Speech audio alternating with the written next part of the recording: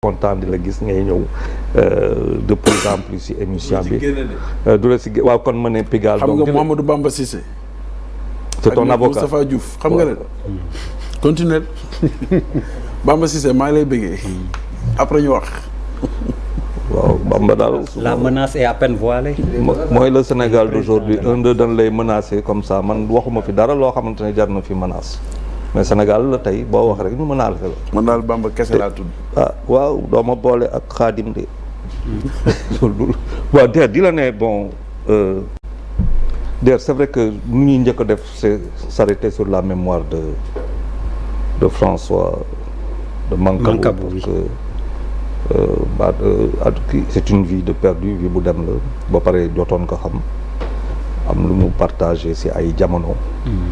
donc foog ñu incliner wu sur la mémoire de Mancabou il est vrai que tey dina am ñu bëri ñoo xamante ne dañuy liggéey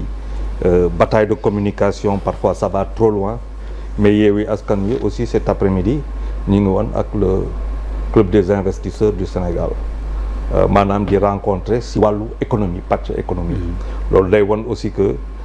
am na démarche boo xamante ne républicaine citoyenne et économique et ça aussi loolu moom laa jàpp mooy la grande information de Yewwi Askan Wi tey et ba même c'est pas pour faire de la publicité au club des investisseurs qui ñoom même ont demandé et sont prêts à rencontrer maanaam toutes les coalitions pour wax parce que lépp loo xamante ne day yokk comme Sénégal waxtaan def si baax parce que mun nga fa njëriñoo am loo fay jël concernant cette triste affaire der man je pense lu ñuy njëkk a def mooy bu ñu paree si jàll famille ba am la tête sur les épaules man démb ba may bind këyit parce que ba may découvrir nouvelle ga dama toog xalaat lu bëri bu may bëgg a approcher sax police commune kii mais mënu ma leen jot parce que c'était normal communiquer amul ma toog commencé def sumay investigation ci la ma am benn affaire bu ma ñëw ma ne mais commissariat central c'est pour ça que j'ai fait le papier si on allait voir du côté des caméras du commissariat central pourquoi parce que dama fàttaliku qu'en 2015 il y a eu benn inspection de l'observatoire national des lieux de privation de liberté ñu defoon benn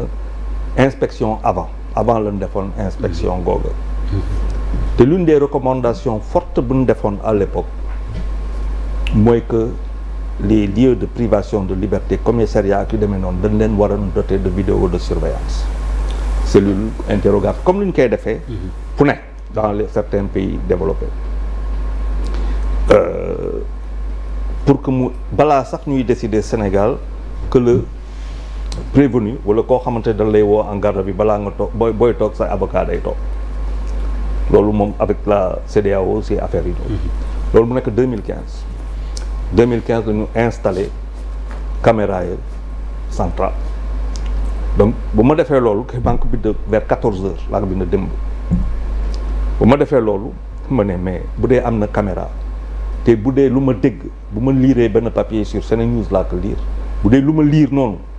te kooku neen dañ kii mais day feeñ ci caméra donc caméra yooyu bu amee te caméra police la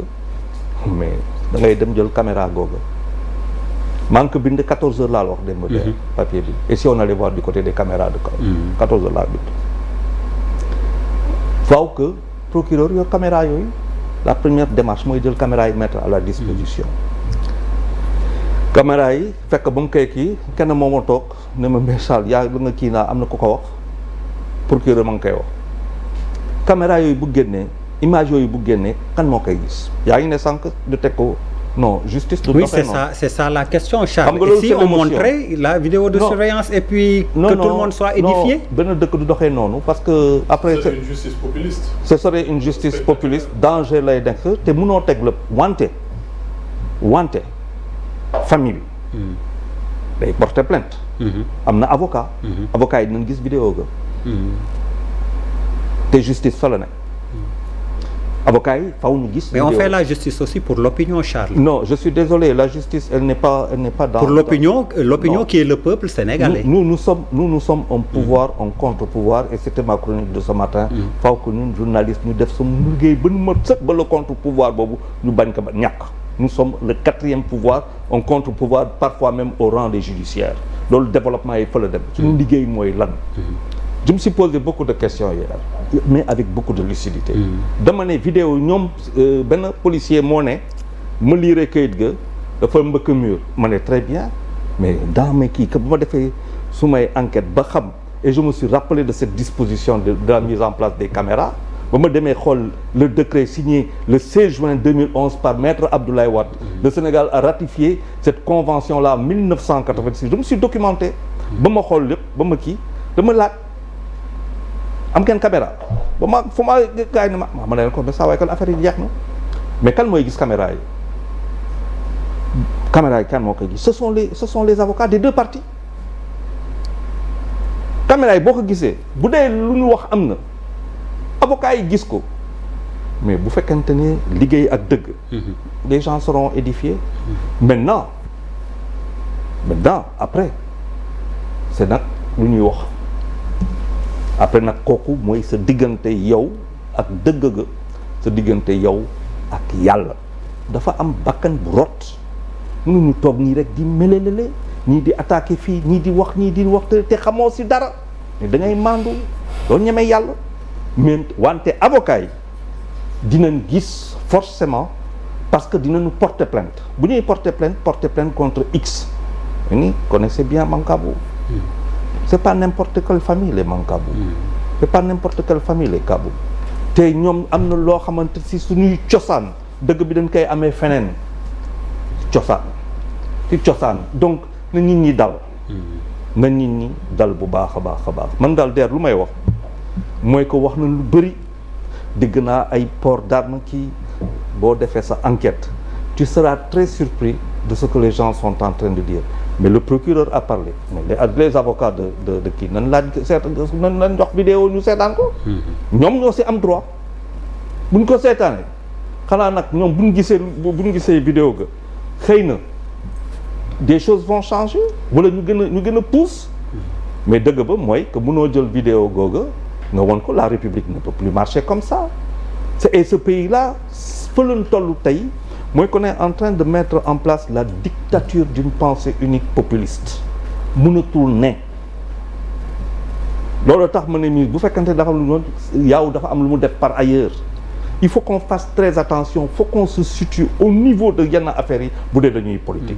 bu dee tam dañuy wax wala di bind wala di informer bu am fu ñu toll fokk nga am loo xamante ne ay leviers yu am solo yu ngay convoqué yu ngay jël comme Bouba M dir yu ngay convoqué pour nga mën a def liggéey boo xamante ne day jaar yoon nga xamante ne ci quitte avec ta conscience moi quand j'ai entendu le procureur faire après les choses ñoo xam contentement bu ma am der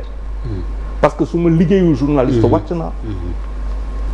tu avais indiqué la voie avant que mais 14 heures laa ko su ma liggéey j'étais mënoo xam léegi nag damay ne di am na loo xamante ne ce sont les avocats des deux parties. oui ñoo ko war a kii. ñoom ñoo ko war a kii est-ce que wax avocat di nga retourner si partie ga wax ak partie ga. te loolu am na solo il y a une veuve il y a des enfants il y a une famille il y a une communauté te loolu mun na aussi dans un moment comme celui-ci su nga xamante ne ay maladresse yu am maanaa lañ fiy def ba ñuy jël di pointer du doigt ay nit di pointer du doigt ay zone di pointer dañu war a moytu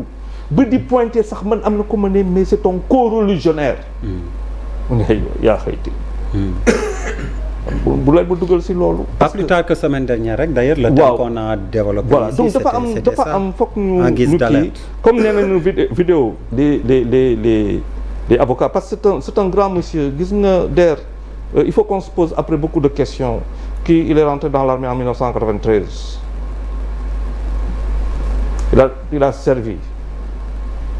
à l'armée de l'air comme fusilier xam nga protection défensive moo doon moom da defoon choix xam nga donc il faut qu'on se pose beaucoup de questions mais avocats yi ñoom des deux parties bu ñu dalee dëgg ba feeñ defe naa nit ñi dinañ avancer sans émotion Al-Foutiou bismillah. Merci beaucoup. ndax d'accord nga ñu wane vidéo surveillance bi fa lañ toll ndax procureur dafa wax mais